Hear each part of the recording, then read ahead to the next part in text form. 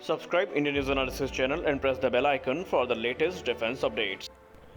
आईने हिंदी के एक नए एपिसोड में आपका स्वागत है, जहां आपके लिए लेकर के आते हैं इंडियन डिफेंस की टॉप 4 अपडेट्स को। और आज के अपनी अपडेट की शुरुआत करेंगे हम एएलएच प्लेटफॉर्म से। दोस्तों, आप सबको पता ही है कि भारतीय नौसेना, इंडियन कोस्ट गार्ड और इंडियन आर्मी के जो एएलएच हेलीकॉप्टर हैं, इनमें कुछ इशूज़ हैं जिनके चलते टेम्प्रेरी इनको ग्राउंडेड किया गया है। लेकिन यहाँ पर हिंदुस्तान एरोनॉटिक्स लिमिटेड की एक नई रिपोर्ट सामने आई है जो कि इस पूरे मामले को क्लियर कर रही है। दरअसल बताया जा रहा है कि हिंदुस्तान एरोनॉटिक्स लिमिटेड बहुत जल्दी एएलएच ध्रुव प्लेटफॉर्म में जो कंट्रोल रॉड्स हैं, जो कि खासकर एल्यूमिनियम कंट्रोल रॉड्स हैं, इनको स्टील कंट्रोल रॉड से रिप्लेस करेंगी। और ये जो रिप्लेसमेंट की प्रक्रिया है, ये बहुत जल्दी शुरू होगी और तकरीबन 1 साल में जो हेलीकॉप्टर जिनमें ये इश्यूज़ पाए गए हैं उनको रिजॉल्व कर दिया जाएगा। आपको बताना चाहेंगे कि इन कंट्रोल्स के चलते कुछ एक्सीडेंट्स हुए हैं, जिनके बाद से जो क्वालिटी पे सवाल है वो उठने शुरू हुए हैं। हालांकि इन्वेस्टिगेशन के बाद ये पाया गया कि कुछ ही हेलीकॉप्टर्स में ये समस्या है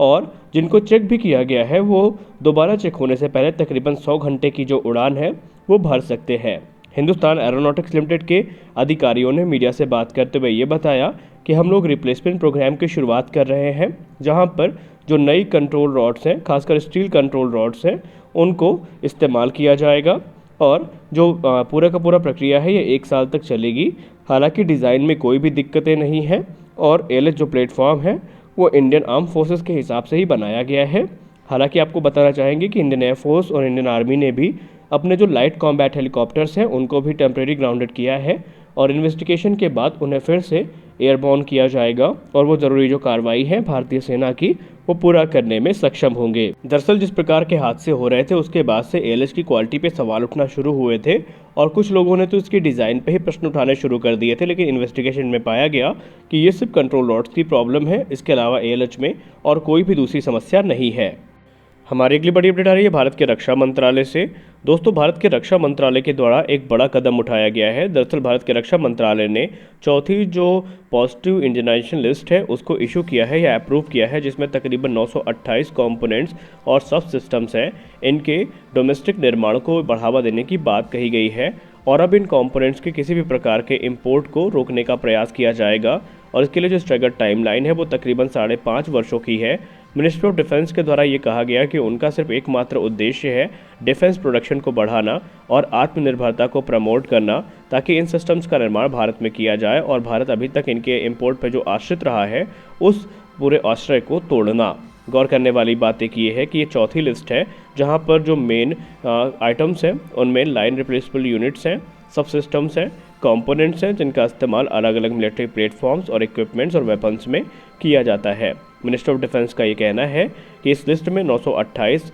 ज़रूरी जो कंपोनेंट्स और सिस्टम्स हैं उनको रखा गया है और इनका निर्माण अब भारत में ही किया जाएगा और भारत इस क्षेत्र में अधिक से अधिक जो सिस्टम्स हैं उनको भारत में ही बनाना चाहता है। और इस लिस्ट में सबसे खास बात ये है कि भारत के अलग अलग जो हेलीकॉप्टर और डिफेंस प्लेटफॉर्म है इनमें इस्तेमाल किए जाने वाले स्पेयर्स और कंपोनेंट्स को भी रखा गया है, जिसमें मुख्यतः STT-40 trainer aircraft, light combat helicopter, Sukhoi 30 MKI, Jaguar जैसे प्लेटफॉर्म शामिल हैं। और दिसंबर 2024 से ये जो सिस्टम्स हैं जिनको इस लिस्ट में शामिल किया गया है इनका निर्माण इंडियन इंडस्ट्री के द्वारा ही किया जाएगा और ख़रीदे भी ये इन्हीं से जाएंगे। दरअसल इस लिस्ट में एक और ख़ास चीज़ है जो आपको जाननी चाहिए कि तकरीबन 2500 आइटम्स को ऑलरेडी इंडिजनाइज किया जा चुका है और 1238 आइटम्स हैं जिनको इंडिजनाइज किया जा रहा है, जिसमें से तकरीबन 310 ऑलरेडी इंडिजनाइज हो चुके हैं और बाकियों पे काम शुरू किया गया है और भारत सरकार इसको पूरा समर्थन दे रही है। और डिफेंस एक्सपर्ट्स का इस चीज़ का लेकर भरोसा है कि आने वाले समय में जो ज़रूरी स्पेयर्स हैं,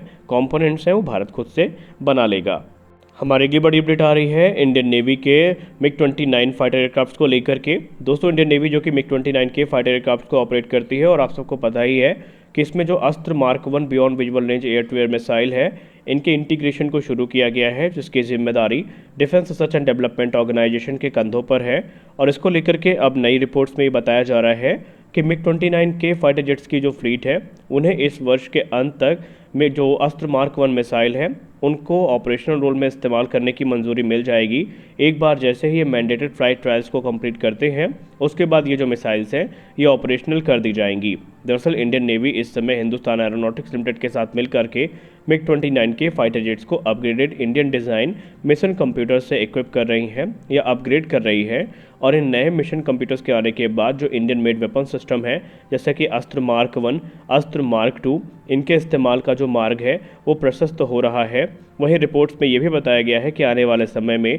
रुद्रम सीरीज़ के भी जो वेपन्स हैं ये हमें MiG-29 के फाइटर जेट्स में देखने को मिलेंगे। और इंडियन नेवी ने खुद इस चीज़ की इच्छा जताई है कि अधिक से अधिक जो इंडियन मेड वेपन्स हैं वो इसमें इस्तेमाल किए जाए। भारत डायनामिक्स लिमिटेड को लास्ट ईयर एक बड़ा ऑर्डर मिला था इंडियन एयरफोर्स और इंडियन नेवी से अस्त्र mark 1 beyond visual range missile का, जहां पर इंडियन नेवी ने ऑलरेडी जो इंटीग्रेशन है मिसाइल्स का वो शुरू कर दिया है। इंडियन नेवी के अधिकारियों ने ये कहा है कि सिर्फ यही प्लेटफॉर्म नहीं बल्कि भविष्य के जितने भी प्लेटफॉर्म होंगे उनका तकरीबन 70% जो स्ट्राइक पैकेज होगा वो इंडिजिनस होगा। और आपको तो पता ही है कि राफेल एम में भी यही शर्त रखी गई है कि राफेल एयरक्राफ्ट्स को भी जो इंडियन मेड वेपन सिस्टम्स हैं उनसे इक्विप किया जाएगा, जिसमें अस्त्र मार्क 1 मिसाइल के इंटीग्रेशन को लेकर के जो बातचीत है वो चल रही है। न सिर्फ अस्त्र वेपन को राफेल से ऑपरेट किया जाएगा, अस्त्र और शॉट 2 वेपन से बेसिकली, बल्कि इन्हें दूसरे जो राफेल ऑपरेटर्स हैं इनको भारत के द्वारा ऑफर भी किया जाएगा। दोस्तों, जैसा कि हम सब जानते हैं कि इंडियन नेवी के लिए Rafale M versus F-18 super hornet का जो कंपटीशन है वो अभी भी बना हुआ है। भले ही मीडिया हाउसेस के द्वारा ये दावा किया जा रहा हो कि इंडियन नेवी ने राफेल एम को सेलेक्ट कर लिया है और जुलाई में जो डील है वो ऑफिशियली साइन कर ली जाएगी, लेकिन इस समय यूएस एडमिनिस्ट्रेशन इसमें काफ़ी एग्रेसिव वे में रिएक्ट कर रही है। मीडिया रिपोर्ट्स में बताया जा रहा है कि यूएस एडमिनिस्ट्रेशन के द्वारा बोइंग को काफ़ी बड़ा समर्थन प्रदान किया गया है और रिपोर्ट्स ये भी क्लेम कर रही हैं कि भारत सरकार के ऊपर जो दबाव है वो भी अमेरिका बनाने की कोशिश कर रहा है ताकि भारत F-18 सुपर हॉर्नेट को सेलेक्ट करे। दरअसल ये एक मनोवैज्ञानिक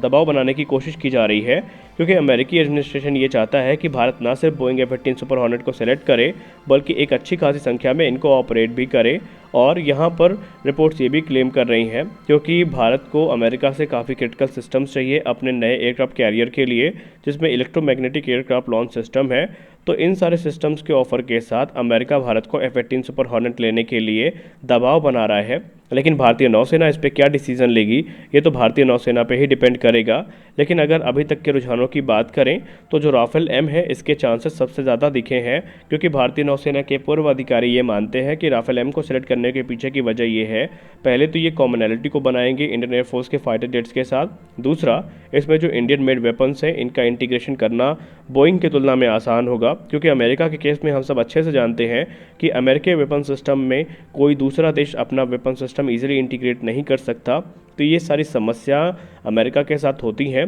और इंडियन नेवी कभी भी इस चक्कर में नहीं फंसना चाहेगी। और इसीलिए अधिकारी ये मानते हैं कि भारतीय नौसेना को बिना किसी दबाव में आए राफेल एम को सेलेक्ट करना चाहिए, क्योंकि इस समय राफेल एम से अच्छा ऑप्शन इंडियन नेवी के पास नहीं है। और अगर हम फ्रेंच मीडिया की रिपोर्ट्स की बात माने तो जुलाई में जब प्रधानमंत्री श्री नरेंद्र मोदी फ्रांस के दौरे पर होंगे तो ऑफिशियली जो डील है वो साइन कर ली जाएगी। तो आज के इस वीडियो में बस इतना ही, मिलते हैं अगले वीडियो में कुछ और अपडेट्स के साथ। तब तक के लिए जय हिंद।